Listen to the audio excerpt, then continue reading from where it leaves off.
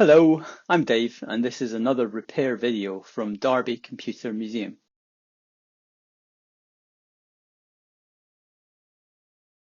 If you weren't aware that Panasonic had ever made a games console, that wouldn't be that surprising.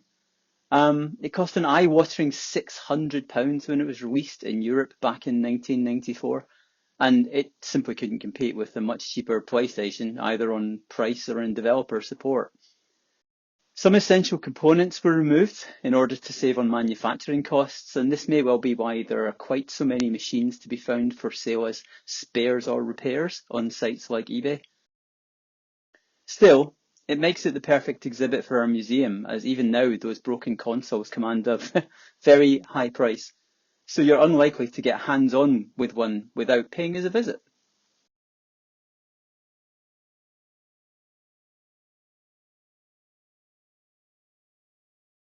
The description of a recent auction for a spares and repairs machine stated that it was stable enough to play for a decent amount of time. So let's plug it in and see what happens.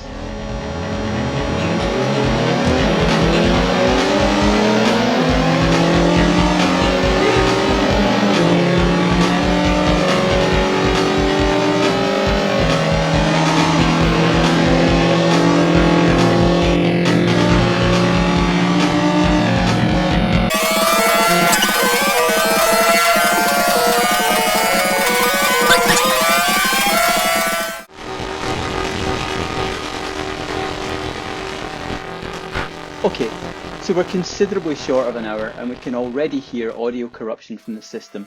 It's not a great sign.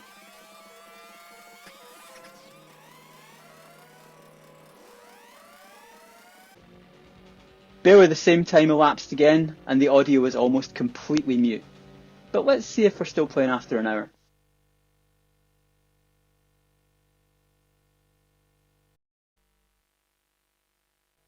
So, no.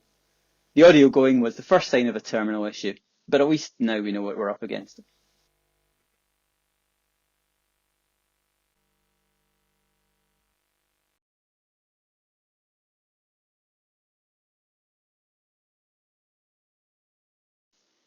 eBay was only a last resort, as the museum already had a 3DO, generously donated some years ago. It was removed from the display floor after starting to exhibit some issues which are worryingly similar to the ones we've just seen. Months of effort, including a full capacitor replacement and some pretty creative solutions to lashing up testing rigs, solved the crashing, but only exposed a deeper issue. The 3DO architecture is not simple, with two hefty integrated circuits handling much of the load compared to the smaller CPU. And it was here that we finally diagnosed a sadly terminal issue, given that spare parts are almost impossible to come by. Still, never give up. The clear chip has been removed and the underside cleaned of corrosion in the slim hope reflowing the connections may solve the problem. But maybe in time we'll find the donor chip and the console can get back up and running.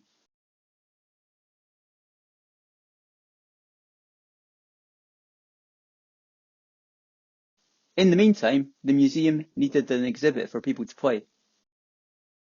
Let's take a first look inside the console itself. And the first component to note is the 240 volt internal AC transformer, which a multimeter confirmed is operating correctly.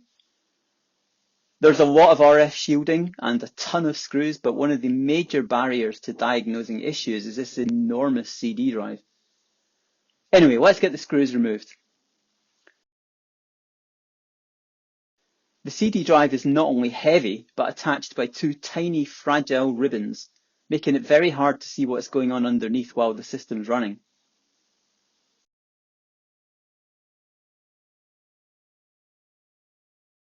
Underneath the CD, yet more screws and yet more RF shielding to protect the motherboard and its components from that monster CD drive.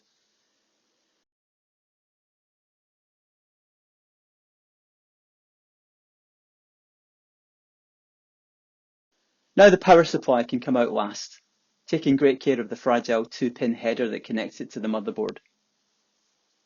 With that out the way, we can take a quick tour of some of the major components.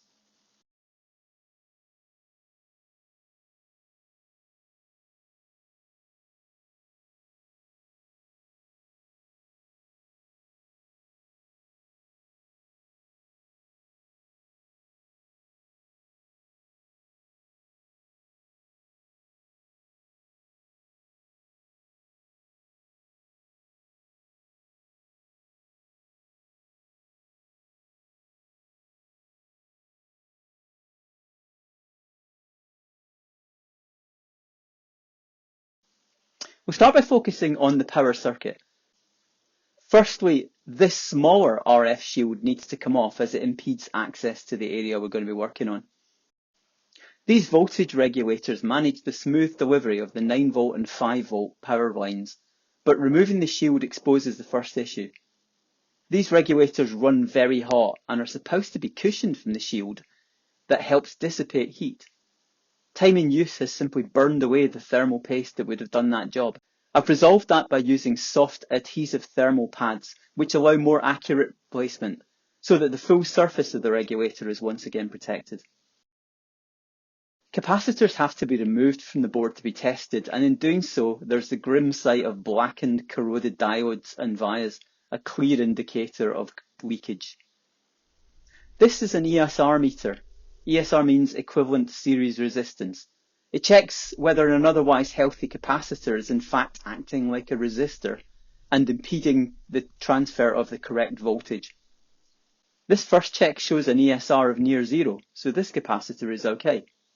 However, the next has a high reading, so it's very likely that as it heats up, it stops delivering sufficient power. The 3DO was designed to be an open architecture licensed to manufacturers to make their own, and thus there are many variants. However, this Panasonic-made FZ1 model had some unfortunately short-sighted revisions as the company struggled for the machine to stay cost-effective. Over time, these cost-cutting measures would have serious consequences for consoles still running today. Part of our restoration is to undo some of those decisions. The lower cost board left the vias intact, but disabled, so the original design can still be made use of. We can't repair all the damage done by it running too hot for too many years, but we can hopefully stop it getting any worse. One essential bit of maintenance is just down to the passage of time. This system battery is essential to load and save game working, but the battery is long since depleted, so we'll desolder it and replace it with a new one. We'll check later if that worked.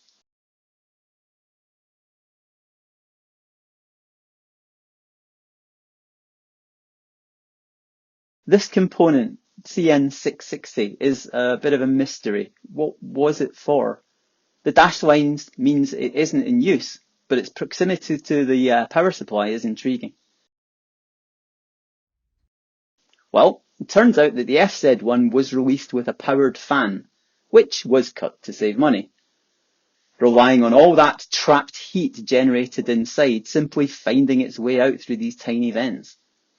So, we're going to put that back to how it should be.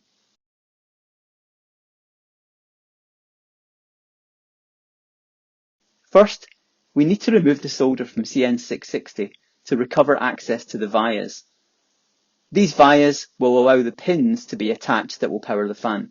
But CN660 only gets power if we also re-enable a nearby circuit, which reattaches it to the 9V rail.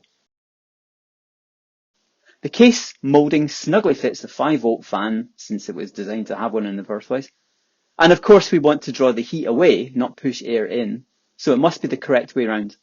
And of course, take care attaching the fan adapter to the header we soldered earlier. After testing all the components with a multimeter, let's give it a whirl.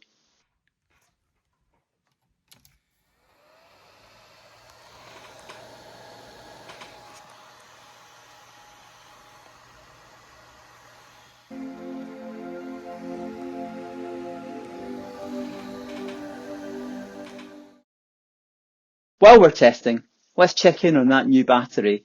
And yes, we can see from the game menu that loading and saving games is working again.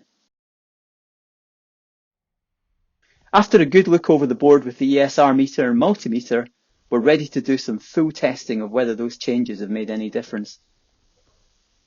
That means soldering wires to the 5V and the 9V rails so they can be attached to the oscilloscope, and temporarily swapping out that massive CD drive for an optical drive emulator so we can run games off SD card via a Raspberry Pi.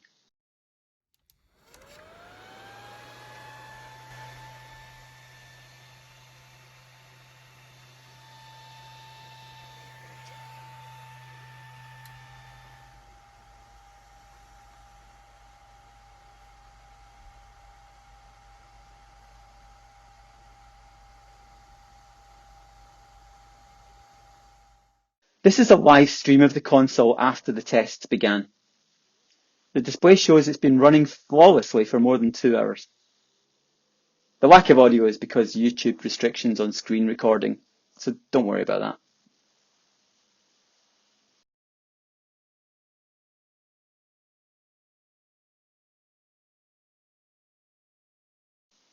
With those very positive results, it's time to put the 3DO back where it belongs, on display at Derby Computer Museum for visitors to enjoy, after they get over the surprise that Panasonic did, in fact, make a games console.